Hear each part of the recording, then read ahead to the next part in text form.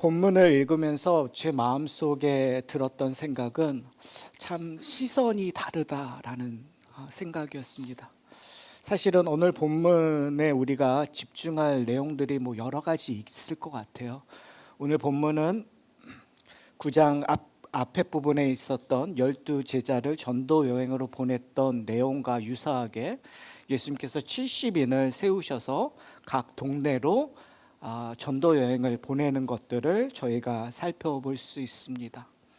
사실은 오늘 본문을 이야기하고 다음번에 이 본문을 어떻게 반응하고 있는가, 제자들의 반응과 그리고 예수님의 반응, 그리고 그 반응에 이어서 나오는 감사의 기도를 통하면서 우리가 종합해서 본다면 사실은 시선의 차이를 느낄 수가 있어요. 저는 오늘 제자들이 갖고 있던 시선과 예수님의 시선의 차이점이 분명히 있는데 그 가운데 결론을 저희가 다음번 설교를 통해서 다음 본문을 통해서 살펴보고 왜 예수님께서 이러한 이야기를 하고 있는가를 좀 살펴보았으면 좋겠습니다. 어떠한 시선이 다르냐면요, 제자들의 시선은 사실은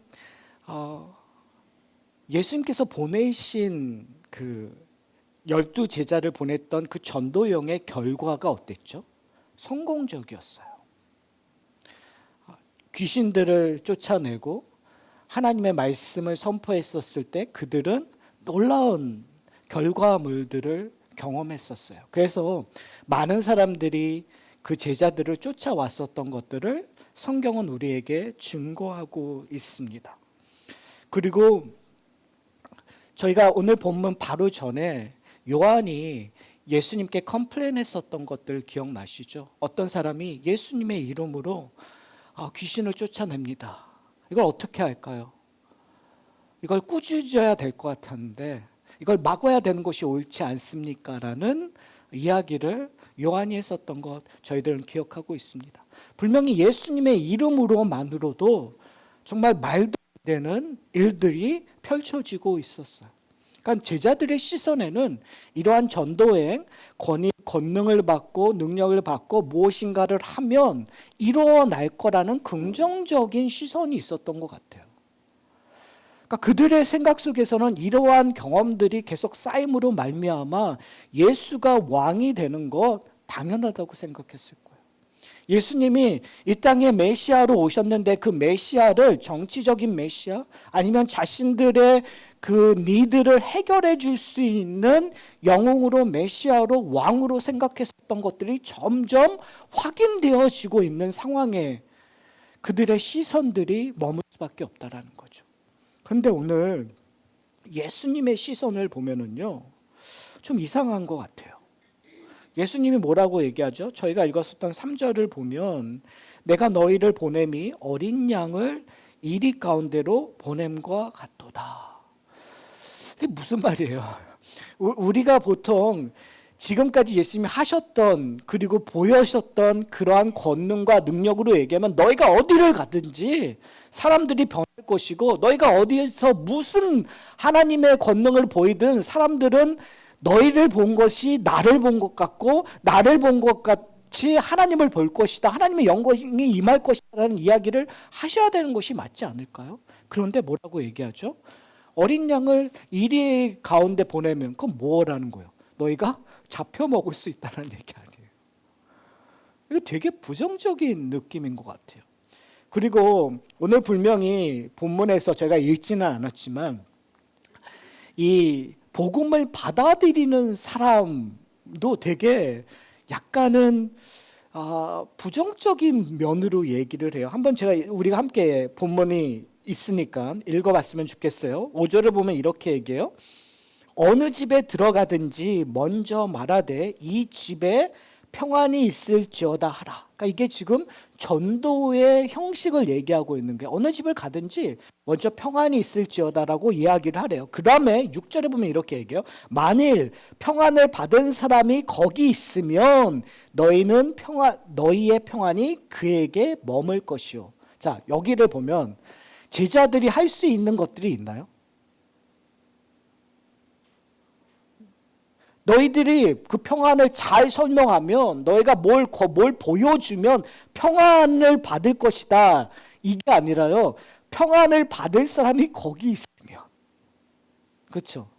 그러니까 제자들의 능력과 상관이 없어요. 그 다음에 머무는데 그 사람들이 주는 거 그대로 받고 그 받고 있는 것이 유익하다. 그 다음에 얘기하는 게 뭐냐면, 그 다음에 거기서 병자를 고치고 하나님의 나라를 선포하라고 얘기를 해요.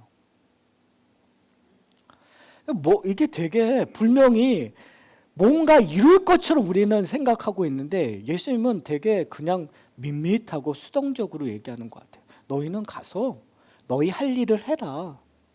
그런데 하나님의 뜻이면 그 일들이 이루어질 것이다. 근데 그곳이 어디예요? 일이 가운데 놓여진다라는 거예요. 그러니까 오늘 사실은, 근데 이게 어려운 게 왜 그러냐면요, 제가 결론을 다음 주에 얘기한다고 그랬잖아요. 결론은 어땠을까요?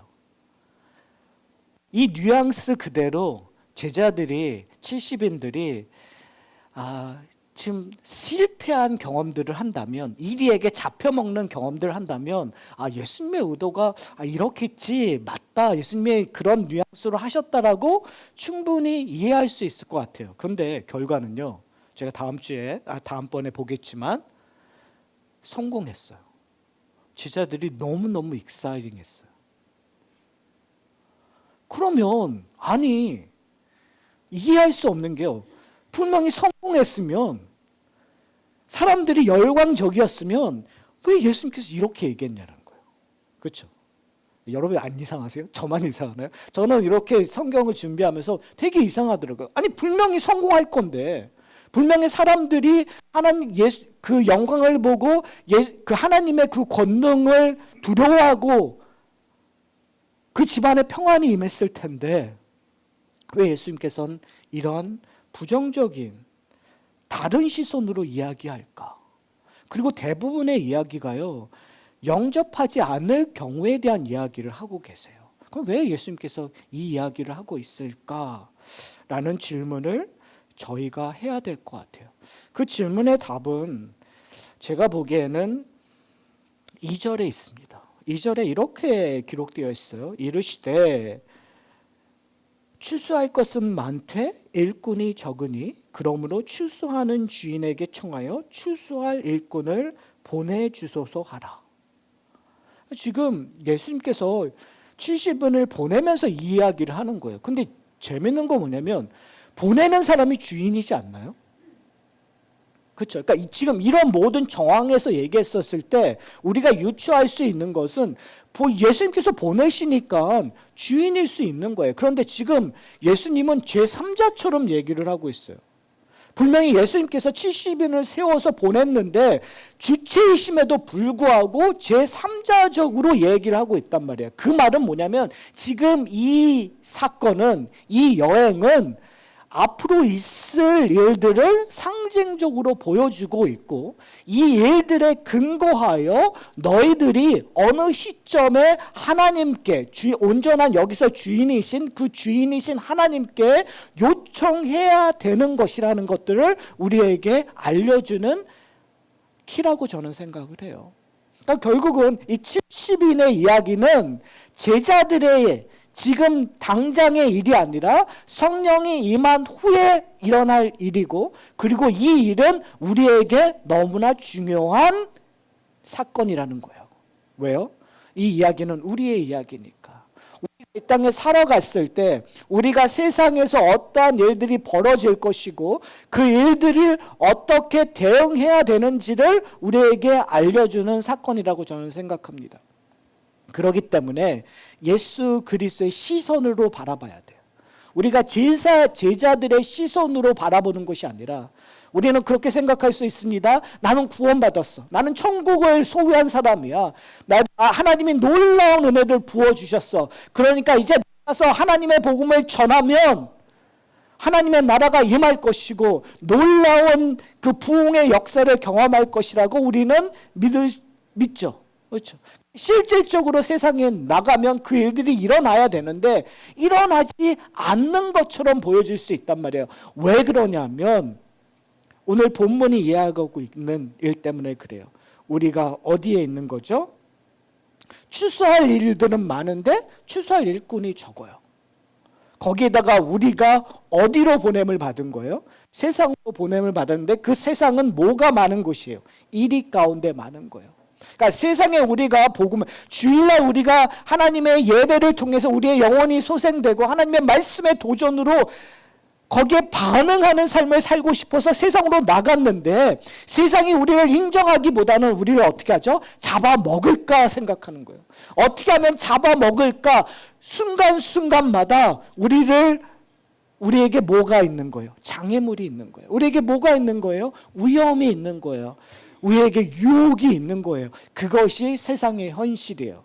그때 우리는 어떠한 마음을 품어야 될까요? 오늘 본문에서 얘기하고 있는 마음, 그 마음은 우리의 힘으로 나가는 것이 아니라 누구를 믿고 나가는 거예요? 제자들은 누구를 믿고 나간 거예요? 분명히 예수님을 믿었죠. 그렇지만 그들의 경험 속에서는 뭐가 쌓여졌어요? 승리라는 그들의 경험 속에서는 긍정적인 것들이 쌓여져 있었어요. 그래서 결과론적으로 얘기하면 성경은 끊임없이 얘기하는 건 뭐냐면 그들은 그들의 자신을 믿었다라는 거예요. 베드로의 고백 속에서도 알아요. 예수님, 제가 결단코 당신을 버리지 않겠습니다. 내가 목숨을 버리고도 당신을 쫓겠습니다라는 것이 사도 베드로의 고백이었어요. 제자들의 고백이었어요. 그러나 결과는 어땠죠? 예수님을 버릴 수밖에 없었다. 그 당시에는 자신의 열심으로 자신의 능력으로 하나님을 쫓는다고 했었어요. 그런데 그들이 맞닥뜨릴 것은 결국은 실패였었단 말이에요. 지금 예수님께서 얘기하시는 거예요. 세상에 나갔었을 때 너희는 실패할 수밖에 없는 존재이다. 그렇다면 어떻게 해요? 우리가 무엇을 붙잡아야 될까요? 그렇다면 우리는 무엇을 선포해야 될까요? 오늘 그 이야기를 하고 있는 거라고 생각합니다. 오늘 본문에는 두 가지 부류에 대해서 얘기를 하고 있어요. 하나의 부류는 그 복음을 영접하는 자들이에요. 근데 그 복음을 영접하는 자는 그 제자들의 능력에 따라서 복음을 영접하고 영접하지 않는다라는 것이 아니라 제자들이 이 집에 평안이 있다라고 얘기했을 때 이미 평안을 받을 사람이라면 그것을 받는다고 얘기를 해요. 사랑하는 성도 여러분, 복음은요, 예수 그리스도의 복음을 우리가 들고 세상에 나가는데 결국은 그 세상에 들고 나가는 우리 능력으로 사람들이 변하지 않더라는 거예요. 우리가 할 건 뭐냐면 복음을 들고 나가는 일이에요. 우리가 할 건 뭐냐면 복음을 전달하는 일이에요. 우리의 복음은 우리로 인하여 그 사람들이 거부하지 않아요. 우리를 때문에 그 사람들이 복음을 받아들이지 않아요. 여러분, 이거는 지금까지 우리가 들었었던 얘기와 좀 다를 수 있어요. 왜요? 우리는 항상 복음을 들고 가는 우리의 태도에 대해서 늘 고민해 왔습니다. 어떻게 하면 세상에 나가서 정말 그리스도인처럼 살 것인가? 어떻게 하면 그 복음을 잘 전달할 수 있는 우리의 삶의 모습들이 드러날까라는 고민들을 했었어요. 저는 이것이 틀리다는 얘기가 아니에요. 복음을 전달하기 위하여, 그 복음을 효율적으로 전달하기 위하여 우리가 좀 더 나은 사람이 되려는 것이 아니라 우리는 그리스도이기 때문에 나은 사람이 돼야 되는 거예요. 우리는 성령의 인도하심을 받는 사람이기 때문에 나은 사람이 돼야 되는 거예요. 우리는 하나님의 자녀이기 때문에 나은 사람이 하나님이 기뻐하시는 거룩한 삶을 살아야 되는 의무와 책임이 있는 거예요, 여러분. 존재론적으로 변화되었다라는 거죠. 중요한 건 뭐냐면 복음의 능력은 전달하는 우리에게 있는 것이 아니라 누구에게 있는 거예요? 복음의 주체이신 예수 그리스도에게 있는 거예요. 그렇기 때문에 사탄은 늘 우리에게 얘기해요.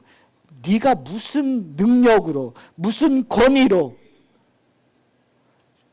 그리스도의 복음을 전할 수 있느냐고 우리에게 늘 유혹해요.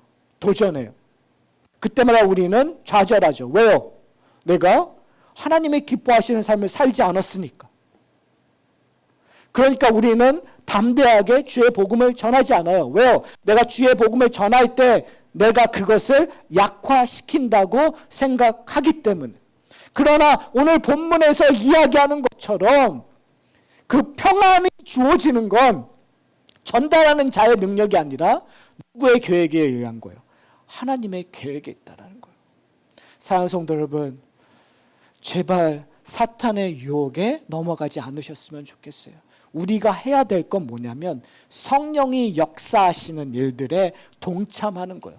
동참하는 것 자체가 우리에겐 축복이에요. 여러분, 축복을 걷어차지 않으셨으면 좋겠어요. 왜 그 프리빌리지를 왜 우리가 놓쳐버리죠?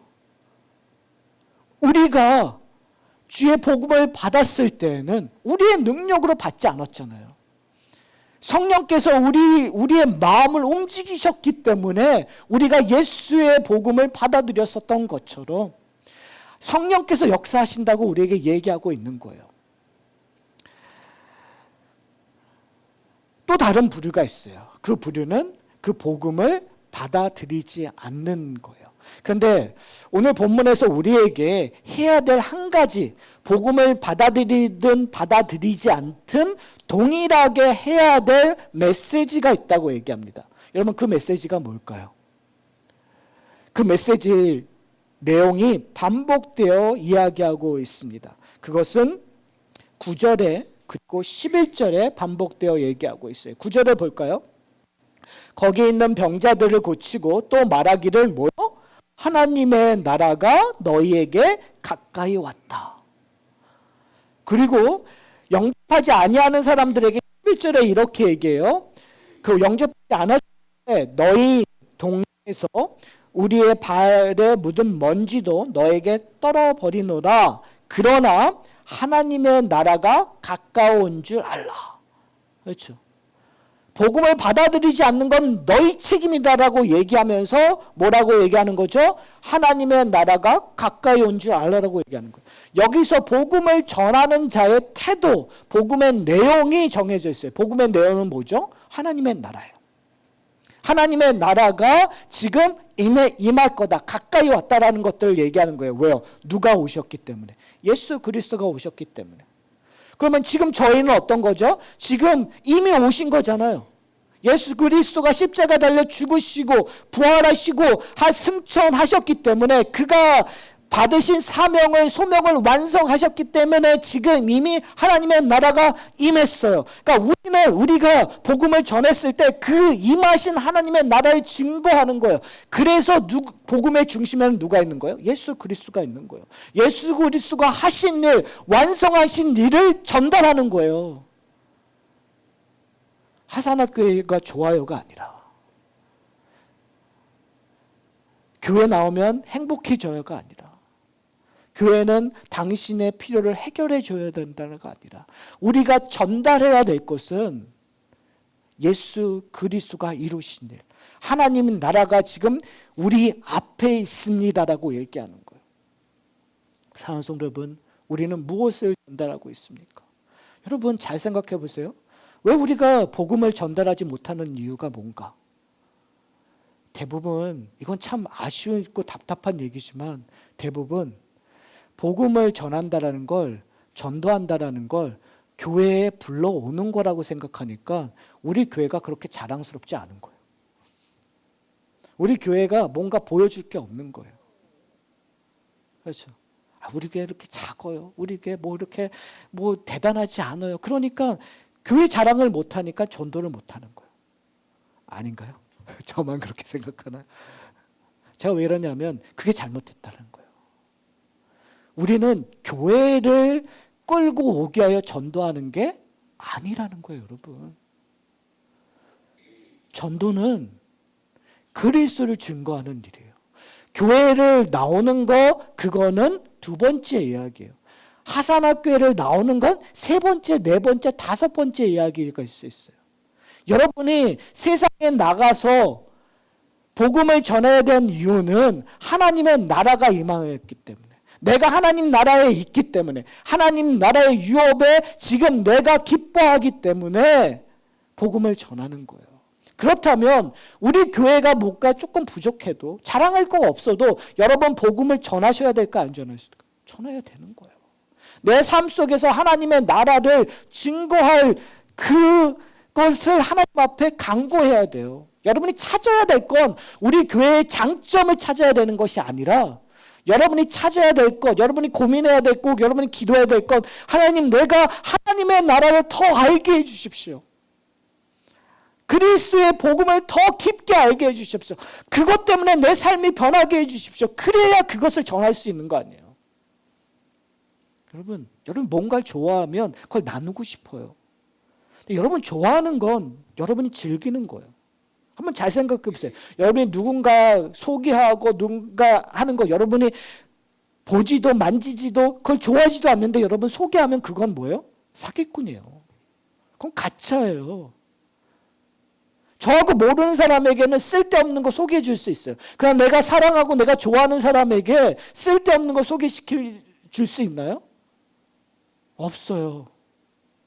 자녀에게 먹을 것을 주더라도 내가 먹고 좋아야 주는 거잖아요. 그렇죠? 내가 먹어봐야 되는 거죠. 누군가 사랑하는 사람에게 이것이 좋다고 하면 그걸 내가 먹고 써봐야, 그래서 내가 정말 좋아야 그걸 줄 수 있는 거거든요. 사랑하는 성도 여러분, 복음을 그렇게 여러분 나누고 계십니까? 그러니까 우리가 전하기 위해서 우리가 뭐 해야 되는 거예요? 하나님의 나라를 누리셔야 돼요. 왜요? 우리 가운데 뭐가 있기 때문에? 평안이 있기 때문에. 하나님과의 관계 속에서 평안이 우리 가운데 있기 때문에 그런 일을 해야 되는 거죠. 근데 여기서 또 하나 중요한 점이 있어요. 하나님의 나라가 어땠다고요? 가까이 왔다고 얘기해요. 눈앞에 있다고 얘기하는 거예요. 근데 우리는요, 이미 와버린 거예요. 근데 지금 그 하나님의 나라가 이제 마지막으로 올 때가 있는 거예요. 우리는 뭐라고 얘기죠? 말세라고 얘기해요. 마지막 때라고 얘기해요. 근데 그 하나님의 나라가 다시 오시는 그때는 지금 예수님께서 하셨은 그 하나님의 나라가 가까이 왔다는 때와 또 다른 의미를 갖고 있어요. 완성의 의미는, 완전한 완성의 의미는 뭐가 포함되냐면 하나님의 심판이 포함이 되고요.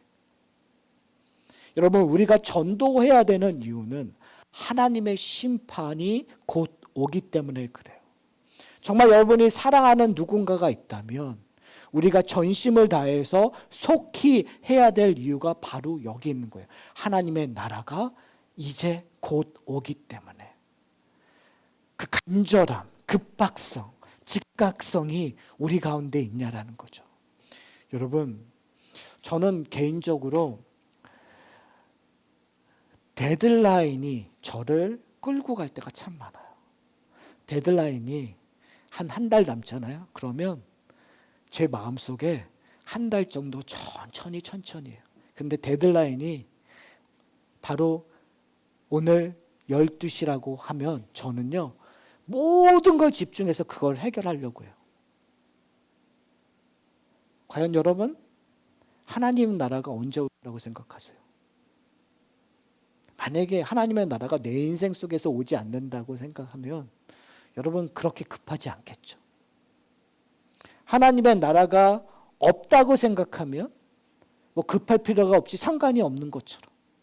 만약에 하나님의 나라가 있긴 있는데, 근데 아니 2000년 동안 안 왔는데 설마 오겠어? 라고 생각하면, 그러면 지금 얘기하는 급박성 이런 거 아무 의미 없어져 버리는 거예요. 근데 성경은 우리에게 끊임없이 얘기하는 것이 뭐냐면, 급박성, 즉각성, 너희가 절실함을 가지라고 얘기하는 거예요. 지금인 당장. 성경에서 예수님께서 비유 드신 것 중에 뭐가 있냐면은 내가 너를 언제 부를지 모른다라는 거예요. 결국은 이 즉각성의 의미는 오늘이 마지막이라고 생각하는 거예요. 하나님이 나에게 주신 날은 오늘이 마지막이니까 내가 오늘 이 순간, 그러니까 성도들에게는 미래를 사는 것이 아니라 현재를 미래처럼 사는 사람들이 성도들인 것 같아요. 미래에 주어질 심판을, 미래에 주어질 축복을, 미래에 주어질 하나님의 유업을 지금 당장 살기 때문에, 지금이 데드라인이기 때문에 지금 하나님의 나라를 증거하는 거예요. 사랑하는 성도. 사랑하는 성도 여러분, 우리 가운데 그런 일이 있기를 소원합니다.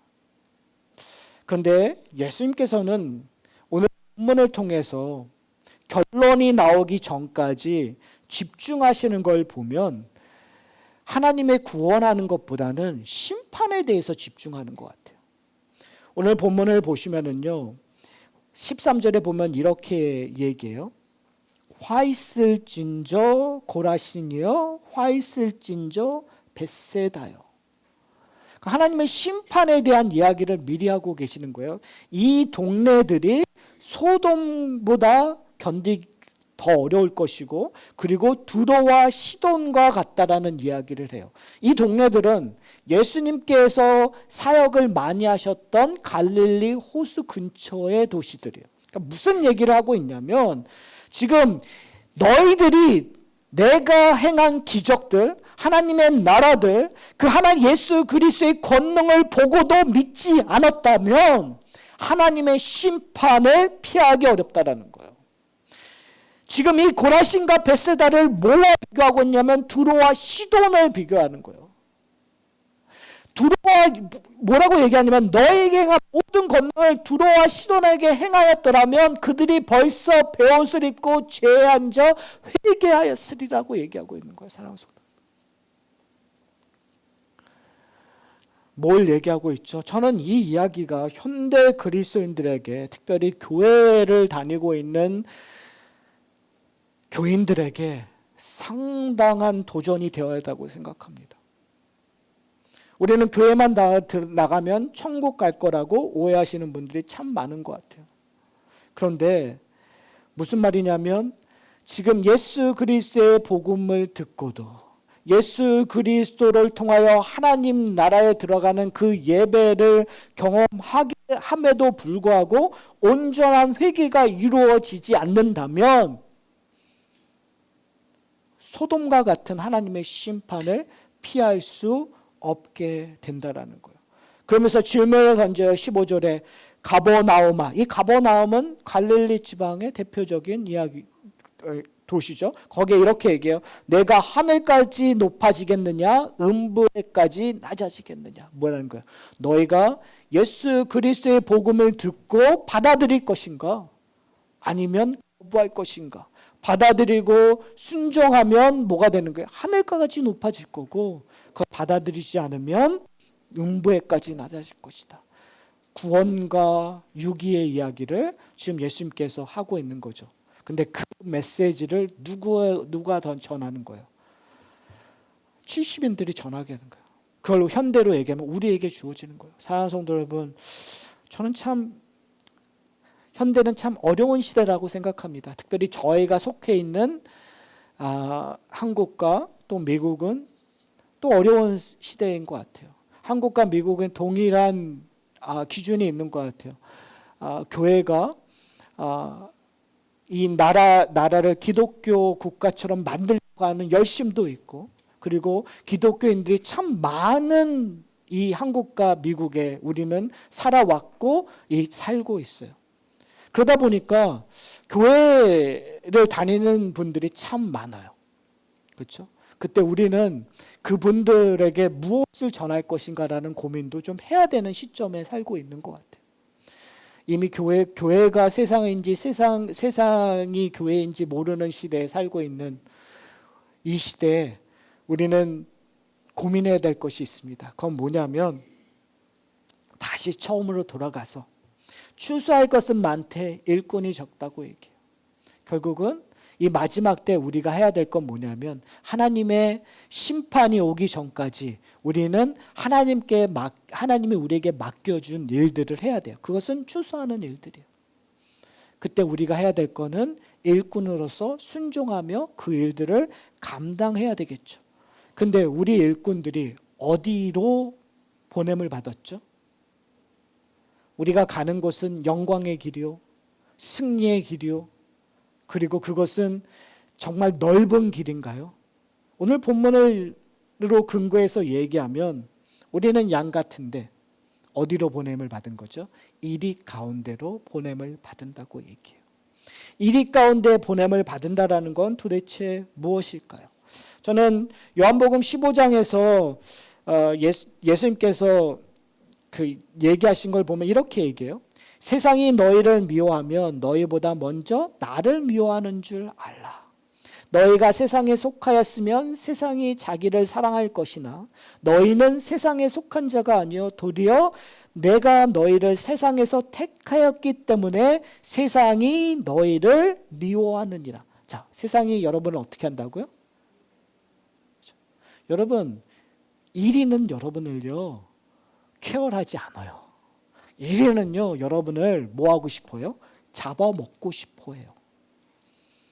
세상은요 여러분을 인정해 주는 것이 아니라 세상은 여러분을 잡아먹어서 세상 사람들처럼 살기를 원하는 거예요. 그때 우리는 어떻게 살아가야 될까요? 세상과 어떻게 싸울까요? 제가 성경 전체를 봤었을 때 여러분에게 팁을 드린다면 사랑하는 성도 여러분, 세상과 홀로 싸우려고 하지 마십시오. 여러분이 세상과 홀로 싸우신다면 여러분은 백전백패. 아시잖아요. 여러분 승리할 수 없어요. 세상에서 여러분의 능력으로, 여러분의 지식으로, 여러분의 열심으로 나가서 싸우시잖아요. 백전백패예요.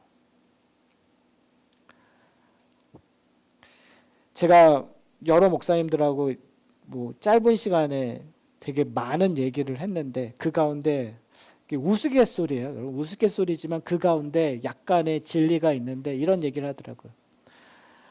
교회가 어려운 이유는 왜 어려워질까라는 얘기를 하다가 그런 얘기들을 반복되어서 하는 것들을 좀 들었습니다. 교회는 열심히 있는 사람들이 어렵게 만든대요. 가장 열심히 있는 건 누구죠? 목사겠죠. 그렇죠? 그러니까 목사가 열심을 너무너무 하면 그것도 문제가 되고 교회 안에서 열심을 내는 사람이 또 하면 또 그거에 대한 여러 가지 때문에 어려움이 된대요. 여러분 열심을 내지 말라는 얘기가 아니라 잘 생각해 보세요. 왜 열심을 내죠? 뭐로 열심을 내죠? 자기의 능력으로 열심을 내는 거예요. 목사가 자기의 능력으로 열심을 내다 보면 결국은 누가 사라져 버려요? 예수 그리스도가 살아버렸어요. 마찬가지예요. 지금 우리가 우리의 열심으로 나간다면 결국은 백전백패예요. 자, 그런데 그렇다면 우리는 뭘 해야 될까요? 오늘 본문에서 얘기하는 키워드는 뭐냐면 어린 양이에요.